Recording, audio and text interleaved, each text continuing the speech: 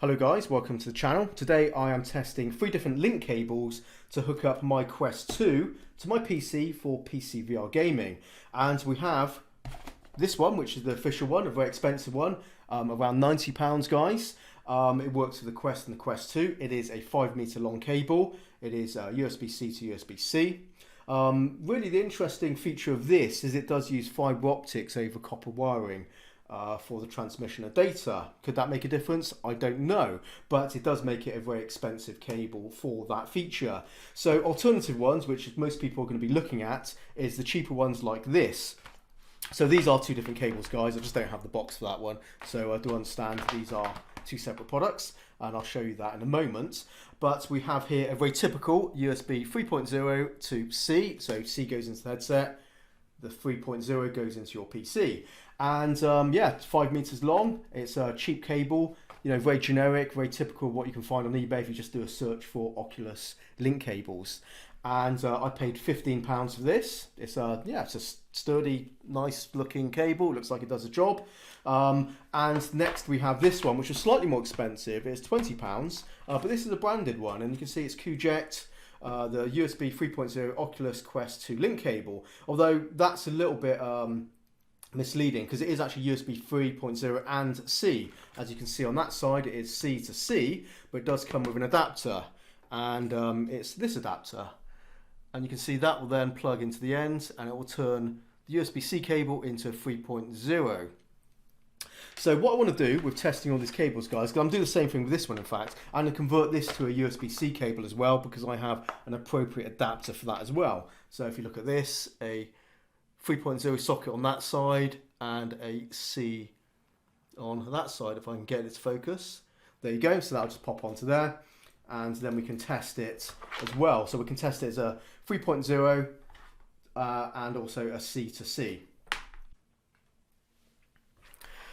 Okay guys, we have all 3 cables on my table here. We have the Oculus, the Kuject and the generic one there. And I do have one observation to share with you, but this will also come up in the summary on how it made a difference, is the Oculus cable is more flexible than these 2 cables. So these are about the same, so I don't need to show all of them together, but let me just demonstrate it. What I mean by this is when we twist the cable over, you can just see the stiffness of the cable and how big those twists are. As you twist the cable over, it becomes, you know, less flexible, it shortens the cable, and you can just see how big that sort of circle shape is. And of course, you know, twist it multiple times, it becomes more of a tangle. So the Oculus one does have an advantage here, and it is a lot more flexible, substantially more flexible to be fair. Let me just take this off and we can get a nice big section of cable here, and if I twist this around in the same way, I can get a lot more twists out of it, and it's a lot more flexible with less stiffness to the cable, and that does make a difference. You can twist it a few times and you still have a decent amount of cable length. It doesn't shorten very much and it still is very easy to work with. So that's definitely an advantage. Now I'll just show you side by side because this may give you a little bit of a, again, I'll just do it the same way. You can just see how that is creating these kind of very big, you know, long twists which are difficult to, which make it quite stiff. And another look at the Oculus one, again, you can twist it around several times and the twists are a lot smaller, more flexible, easier to work with, which is a nice property of the cable. Okay then, let's move on to all my testing. And once I've shown you all that, we'll then move on to a summary and I'll tell you what all of those results really mean.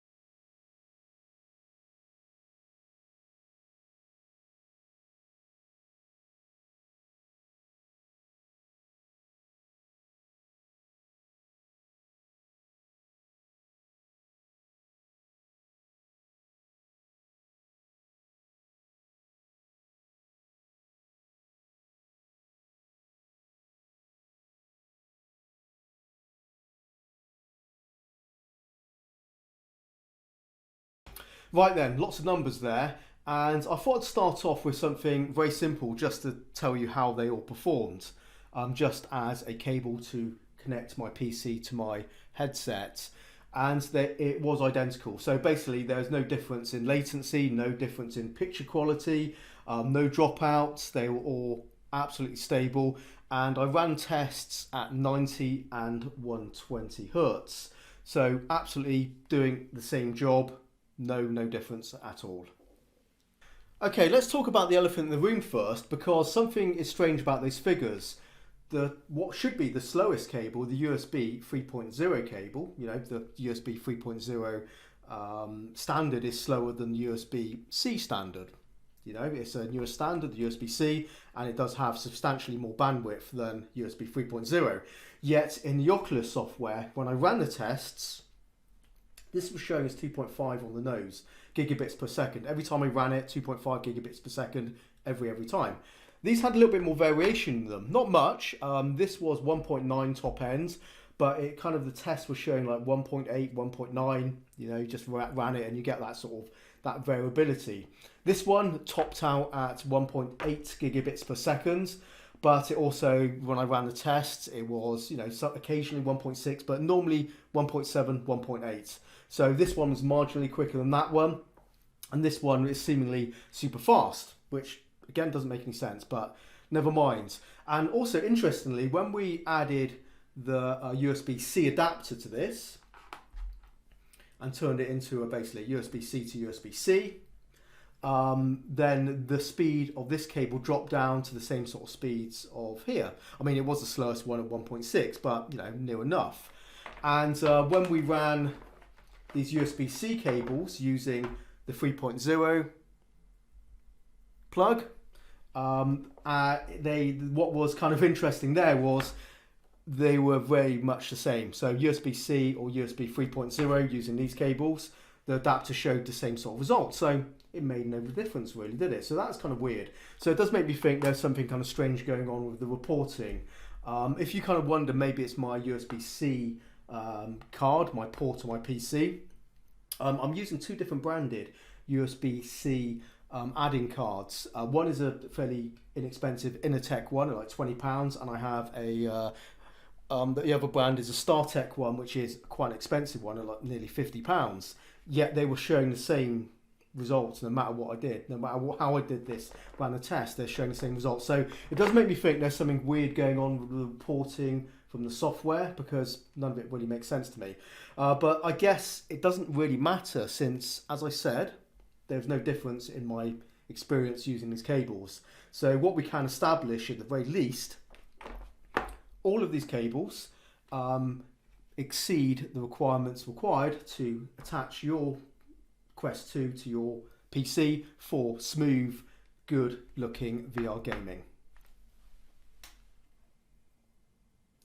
Okay guys, before you move on and think that, well, that's fine, you know, USB 3.0 is going to do the job, and it will to the most part, but you are not going to be able to run your Quest 2 for an extended period of time for several hours, because USB 3.0 and indeed actually this cable isn't able to sustain your Quest 2, so there'll be a slow drain of the battery.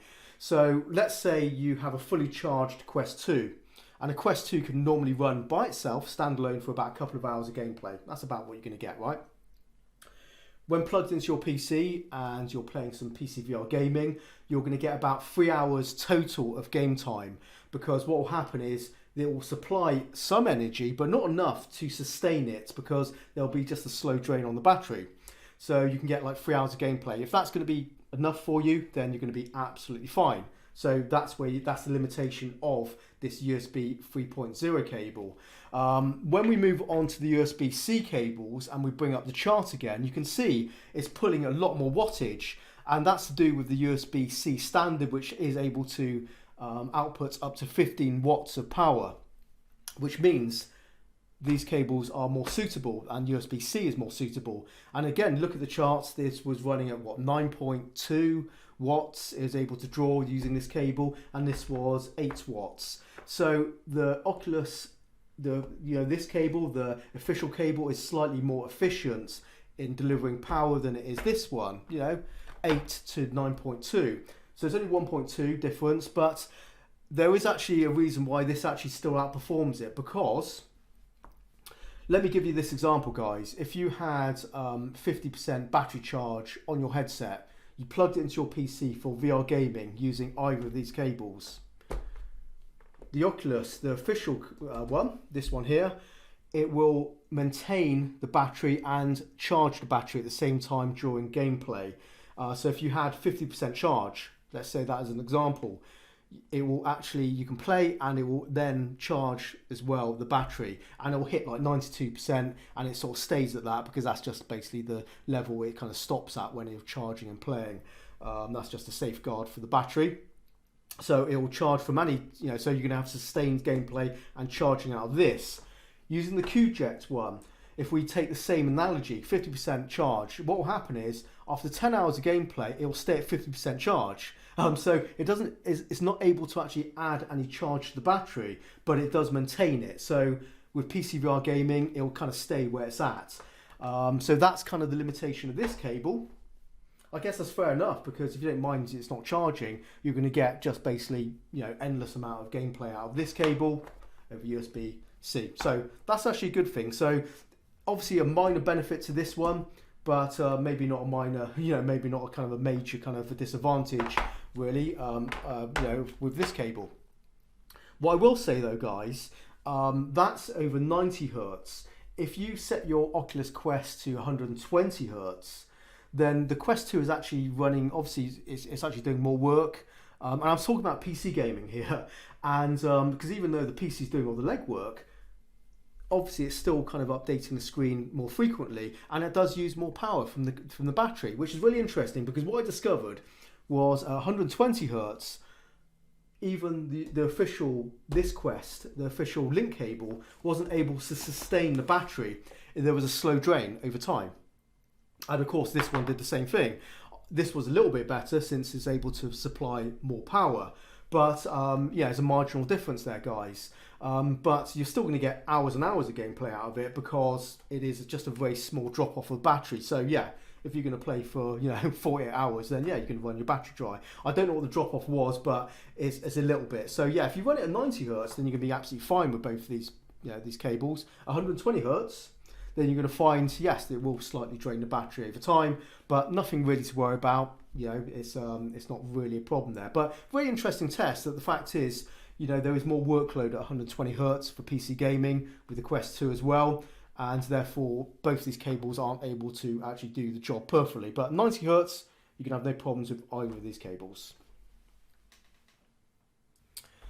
Okay, so there you go. That's the results of all my testing.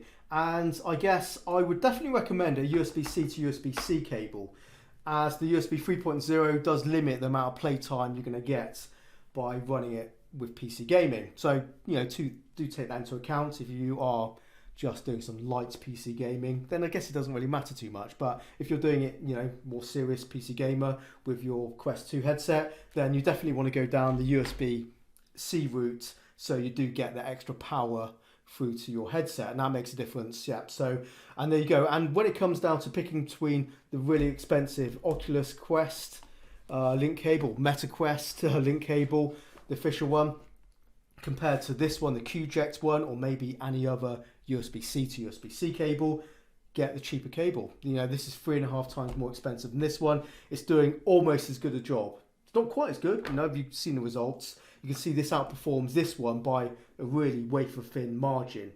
It's really not really worth spending more money. This would do me just fine. I'm sure this will do anyone just fine as well. So really good cable. I'm glad I did all these tests, guys, because yeah, it's something I wanted to find out for myself, and these are the results.